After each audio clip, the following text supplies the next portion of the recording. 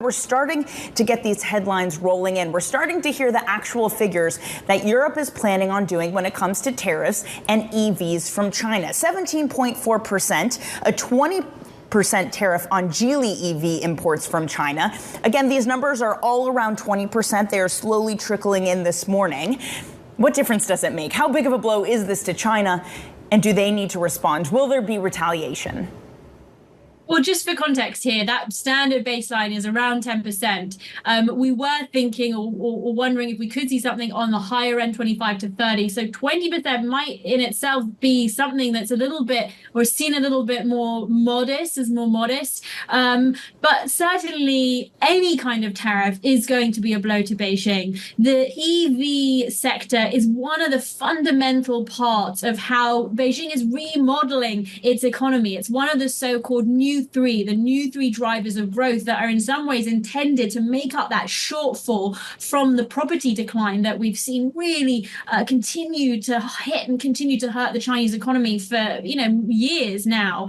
So certainly as a blow, the EU is arguably the most important EV export market for China. There are ways that it can possibly get around. So we have seen, for example, this promise of a BYD factory in Hungary. We know there's another cherry factory going to be placed in Spain. And that is one way, for example, where Chinese companies can go into Europe, access the European Union directly, create jobs on the ground, help the local economy. We might see some sort of response in that sort of way as well. Remains to be seen, I think, if we see a tit for tat.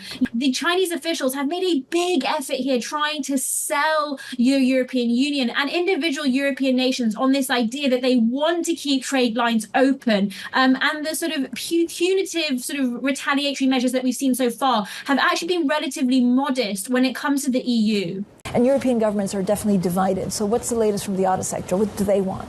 Yeah, I mean, there's a lot of potential for this to go sideways. That being said, there's also still questions about, just how much Chinese manufacturers will be able to sustain this blow, to what extent they've been pricing their vehicles sort of strategically to try to avoid this level of scrutiny and maybe have a cushion to work with to bring the starting prices down and still be able to sell competitively, even with something like a 25% additional tariff.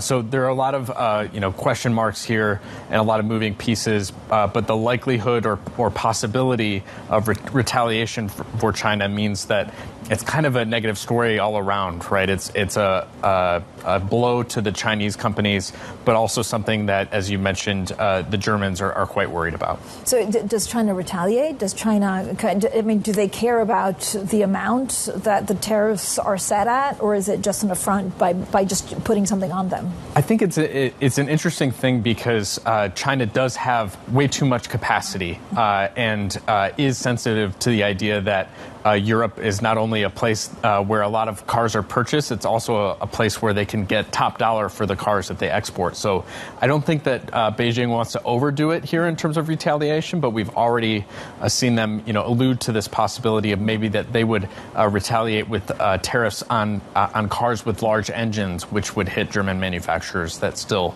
ship a fair number of cars from Germany into China.